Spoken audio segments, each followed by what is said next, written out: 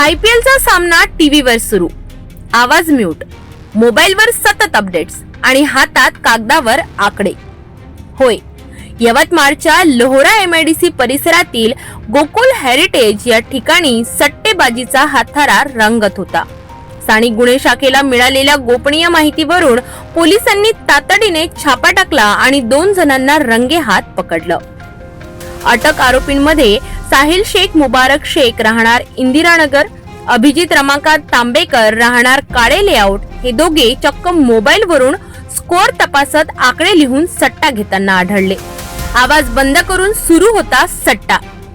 सामना होता Chennai super Kings विरुद्ध दिल्ली कॅपिटल्स. या कारवाईत पोलिसांनी सुमारे 70,000चा मुद्देमाल जप्त केला आहे. या छाप्यामध्ये LCB यवतमाळ पथकाने केलेली ही कारवाई शहरातील वाढत्या सट्टेबाजीवर मोठा धक्का मानली जाणार आहे.